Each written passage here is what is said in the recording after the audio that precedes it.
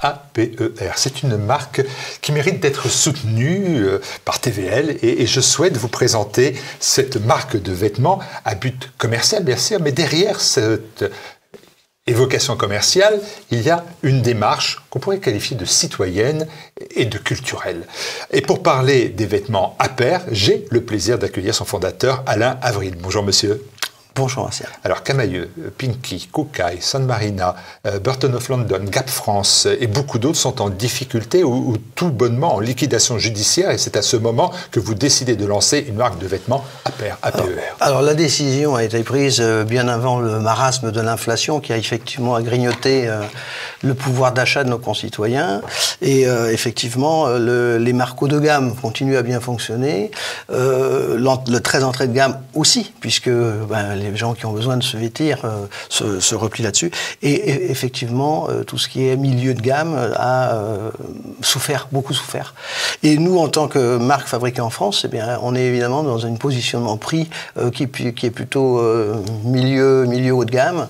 Et c'est sans doute certain que si on avait lancé la marque à un autre moment, on aurait démarré plus rapidement. Bon, ceci dit, on n'est pas là pour une année ou 2 années, donc l'avenir est devant nous. Et APER, ce n'est pas seulement une marque de vêtements, c'est aussi un concept. Et l'origine de l'idée, en fait, c'est que personnellement, j'étais un peu gêné de voir ces marques qu'on qualifierait aujourd'hui de woke, où vous avez une représentation dans leur publicité très importante de la diversité ethnique et sexuelle, même si ça pose aucun problème à n'importe qui d'entre nous, mais quand vous avez des surreprésentations, je trouve ça un peu gênant et en parlant autour de moi, je m'aperçois qu'effectivement, même des gens qui ne sont pas forcément de notre bord politique se trouvent aussi gênés. Donc à partir de là, on a fait un petit sondage. Il s'est avéré que les gens de notre milieu, effectivement, en l'occurrence dans ce sondage sur plusieurs centaines de personnes, à 90% étaient acheteurs, étaient adeptes de ce concept. Donc au-delà du positionnement de prix, de la difficulté du marché, nous arrivons non seulement avec des vêtements, mais avec un concept qui est de dire arrêtez d'acheter des vêtements à des gens qui nous nient. Voilà. Et qui plus est, des vêtements qui sont souvent fabriqués dans des pays à main-d'œuvre très bon marché, voilà, limite de l'esclavage dans certains cas. Enfin, voilà. Donc, je crois que l'avenir, c'est le localisme, etc. Il y a une position à prendre. Alain Avril, on va reparler. Avant, peut-être de reparler de cela, il faudrait peut-être nous dire d'où vient ce nom, marque APER, donc je répète APER, puisqu'il ne s'agit pas de l'attestation de première éducation à la route. De quoi s'agit-il? Même si le logo de la marque est quand même une indication. Voilà. Alors, l'étape suivante, après avoir scruté un petit peu le marché, c'est effectivement de choisir, de trouver un logo, un nom de marque, surtout dans ce milieu du vêtement, où c'est très difficile, en fait. Il y a toujours une marque, ne serait-ce qu'à consonance similaire, qui vous empêche le dépôt. Et à notre grand bonheur, on a trouvé alors, on cherchait autour du cochon, c'est plus charcuterie que vêtements. On a trouvé que le sanglier, c'était un animal plus intéressant, c'est un animal territorial, un animal aussi qui représente au niveau, qui rappelle les banquets de nos amis gaulois des bandes dessinées, et beaucoup de choses comme ça. Et il s'avère que APER en latin, ça veut dire sanglier. Donc encore un rappel de notre identité gréco-latine qui renforçait un petit peu le logo et la marque. Donc je dois dire qu'on est très content d'avoir trouvé cette marque. Donc le sanglier comme marque animal gaulois et animal gaulois exigence gauloise, vous l'avez dit, vos vêtements sont principalement fabriqués en France. Principalement. Alors, on a commencé à avoir une fabrication sur la première collection de printemps-été exclusivement en France, voilà, 2023, pardon, exclusivement fabriquée en France. Et pour le sujet que vous mentionniez tout à l'heure, effectivement, des histoires de pouvoir d'achat, on voit qu'il y a nécessité d'avoir des prix plus abordables. Donc, on a là, sur la collection hiver, quelques articles fabriqués au Portugal. Donc, principalement français et de toute façon 100% européen. 100% européen, y compris les tissus, puisqu'on peut vous vendre en France ou en Europe des fabrications européennes ou françaises, et les tissus peuvent venir d'ailleurs. Donc on restera de toute façon toute la chaîne est européen. Voilà. Alors une chose que je voulais ajouter sur le logo, qui n'est pas anodine, c'est que les logos qui sont supposés être en mouvement, généralement, sont orientés de la gauche vers la droite. On a tenu absolument à ce que le nôtre charge de la droite vers la gauche. Un symbole. Un symbole. Et vous parliez tout à l'heure de localisme, et je me demande, est-ce que, en disant, bah voilà, on est obligé de faire aussi quelques concessions pour aller travailler et faire travailler nos amis portugais, est-ce que le localisme, c'est pas un comportement économique logique, vertueux, mais difficile à tenir? Alors effectivement, dans le cadre de l'industrie textile en France, c'est un peu compliqué, parce qu'il y a des entreprises très performantes qui travaillent en général pour les grandes marques internationalement connues. Et le tissu industriel, en dessous de ça, il est devenu très pauvre. Et on a eu des difficultés à trouver des ateliers pour fabriquer pour nous, parce que vous avez des spécialistes qui fabriquent des pantalons, d'autres qui fabriquent... Vous voyez, si vous voulez avoir des gens performants, il faut aller sur différents ateliers, et c'est compliqué. Quand vous arrivez, une petite marque pas connue, c'est beaucoup plus simple au Portugal pour l'avoir expérimenté cet hiver, effectivement, ouais. Et vous dites que vous avez créé un label identitable. Je suppose que c'est par analogie au commerce équitable. Voilà, tout à fait. Alors, on n'a pas encore sorti sur le site. C'est justement pour qualifier nos entreprises sous-traitantes avec un label identitable, parfaitement en rapport avec le label identitable. Et on a pu déposer identitable. C'est la façon à ce que le consommateur identitaire reconnaisse un logo qui lui garantisse un minimum de critères liés à l'identité des intervenants. En fait. Je vois beaucoup de vos publicités, je vois bien que c'est une démarche commerciale qu'on ne va pas cacher, c'est pour ça que je souhaitais que nous analysions celle-là en priorité. C'est un commerce, certains diraient c'est un business, mais, parce qu'il y a un mais pour vous, ça n'est pas suffisant. Il est principalement ou concomitamment identitaire. Vous retenez ce terme-là, mais à pair rime avec identitaire dans votre esprit. Oui, le slogan, c'est à pair, un vêtement à votre identité. Alors, c'est effectivement une démarche commerciale. Ceci dit, qui vise aussi à financer des sites qui ont des difficultés de financement. Hein. On travaille avec pratiquement tous les sites identitaires. Si vous regardez sur le net, vous avez un bandeau systématiquement maintenant sur tous ces sites, que ce soit F de Souche ou Riposte Laïque, RR, etc. Beaucoup d'autres, oui. Ouais. Et ça s'inscrit vraiment dans un mouvement alors que anti-woke. Anti-woke, ouais. Clairement, nettement. Clairement. Mais pourtant, où le bas blesse un peu, c'est que vous considérez que le vêtement, c'est une composante visible de l'identité. Et ça, c'est quand même quelque chose d'assez nouveau. Je veux dire, bon, les rappeurs oui, c'est vrai que de cette façon-là, les jeunes de banlieue s'habillent de cette façon-là. Et vous dites, il y a aussi une identité française et elle correspond à des codes vestimentaires. Oui, c'est du commerce ethnique qui est assez connu d'ailleurs dans le milieu du rap, etc. Mais là, c'est du commerce ethnique qui s'adresse à la communauté des Français de souche ou les Français de branche qui ont adopté notre civilisation et qui comptent s'y intégrer. Alors, passons au produit. Vous avez vu que j'en ai amené, on va le voir à l'antenne, voilà, on va le voir à l'antenne, que j'en ai amené, merci au réalisateur, plusieurs modèles, mais on va en discuter si vous voulez bien.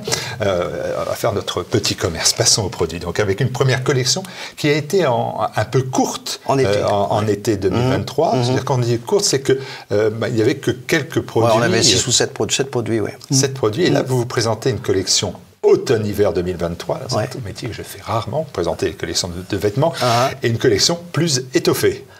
Alors un peu plus étoffée. Bon, nous avons encore 2 ou 3. Je vous mentionnais récemment que la sous-traitance est un peu compliquée dans ce milieu. On a toujours des retards de livraison ou autre. On a encore 3-4 produits qui vont sortir d'ici la fin de l'année dans la collection hiver, donc un peu en retard. Voilà. Ça, c'est l'hiver, c'est important. Il faut que ça sorte avant Noël. Ça, c'est une réalité. C'est une réalité. Bon, après, on on a des collections qui sont intemporelles, elles dureront quelques années. On sort un peu de l'univers de la mode classique, du fast fashion, comme on dit dans le milieu. Hein. Le fast fashion, c'est-à-dire fast fashion, c'est ce que fait Zara ou les choses. Enfin, pardon. Ces gens-là, c'est qu'ils sortent 3-4 collections par an. Par an, on ne citera pas la marque espagnole que vous venez d'indiquer. Voilà, alors, donc, produit par produit, alors, les premières, quelles sont, si on avait des constantes, par exemple, dans les couleurs, dans les matières, dans le caractère, non pas identitaire, mais utilitaire. Est-ce qu'il y a des constantes dans vos produits? Alors, nous sommes plutôt sur du bleu ou du vert, éventuellement un peu kaki ou du beige, des couleurs un peu neutres, comme ça.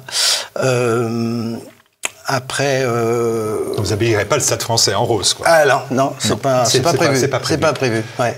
Dans les constantes, donc des couleurs, dans les matières. Alors les matières, on privilégie des matières naturelles, coton. Alors, il faut savoir qu'en Europe, c'est très difficile de trouver des matières synthétiques, où elles sont très chères. Les matières synthétiques viennent d'Asie, bon marché, hein, enfin du moins à un prix correct viennent d'Asie, parce qu'on a là des méthodes de fabrication qui ne sont plus acceptées en Europe. Donc les matières synthétiques, la plupart des matières synthétiques européennes doivent répondre à certains critères de fabrication qui font qu'elles sont à des prix très élevés. Ce qui est un peu incompatible pour nous. On a déjà la main-d'œuvre française qui impacte le prix. Donc en général, c'est plutôt des matières à base de coton. Bon, c'est ce qui était demandé actuellement. On revient vers le naturel. Oui, alors il y a le lin aussi. On n'a pas encore travaillé sur le lin. Il y a pas mal de lin fabriqué en France d'ailleurs. Mais nous sommes actuellement plutôt sur du coton. Voilà. Donc ça, je disais aussi le caractère pratique. On est sur des basiques. Du basique, oui. Du basique, les chemises, les sweats. Les chemises, on a des pantalons bien sûr, et on a un blouson, un imperméable qui va sortir là bientôt, une doudoune aussi, enfin voilà. Mais des collections de toute façon qui resteront courtes. Hein. Si on a 20 pièces, c'est le maximum. Il y a une problématique de stockage, de mise en fabrication, etc. Est-ce que l'idée c'est quand même d'habiller l'homme de A jusqu'à Z, en fait aussi les boxers jusqu'à l'imperméable?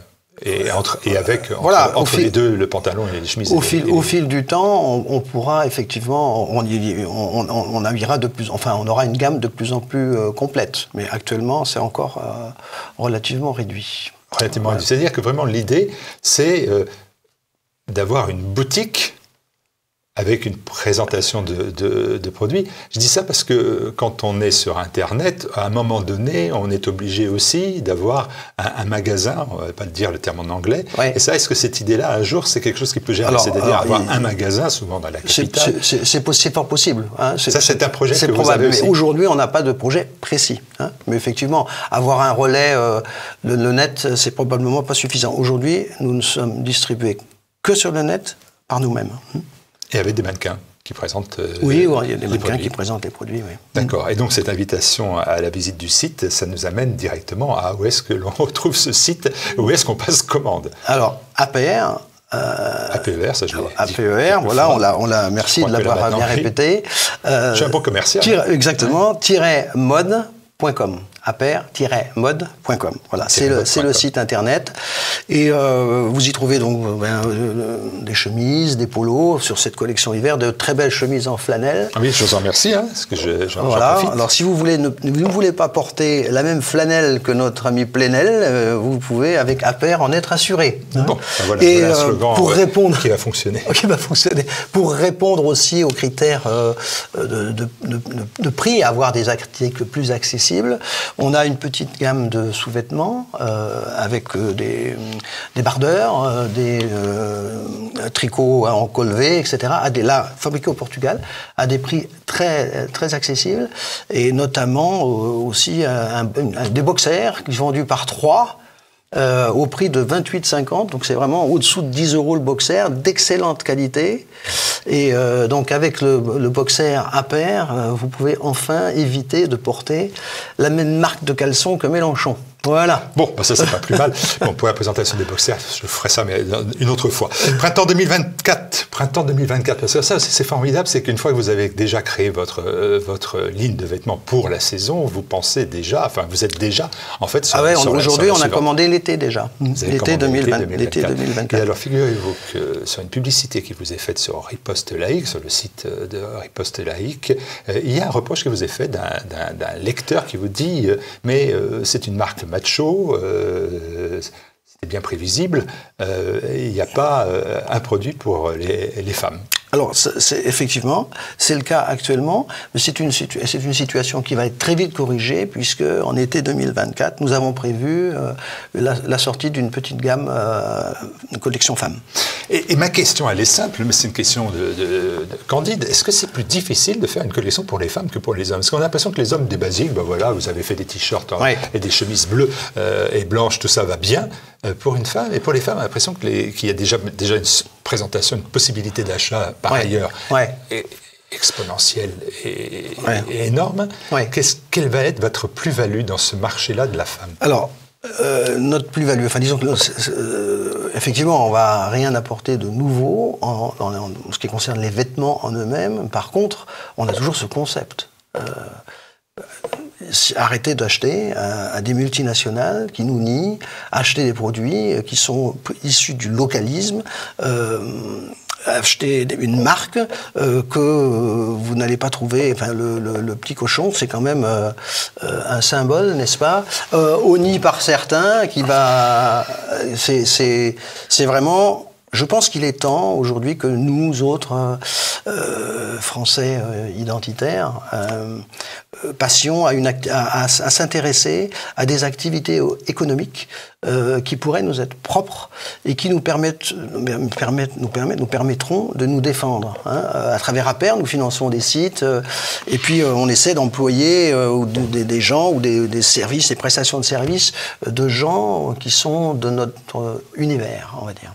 Donc, halte produits mondialisés. La collection femme, elle s'appellera APRA. Alors, non. Il a l'air en latin, bien sûr. Oui. Alors, on a en fait, le logo sera différent. Je vois mal des femmes porter le logo APER avec le sanglier. On a déposé en fait une marque APER Noctuis. On n'a pas pu déposer la chouette. Et le logo sera une chouette. APER Noctuis avec une chouette. Voilà. Donc chouette. Pas d'APRA, pas de lait, pas de marcassin, mais directement on passera à la chouette. Voilà. Eh bien écoutez, merci à Alain. Merci à vous. Merci d'avoir présenté cela. C'est un peu une innovation pour moi. Merci de me donner cette opportunité. Voilà, j'ai essayé de faire au mieux. Merci à vous. Merci à vous. Ouais. Au revoir.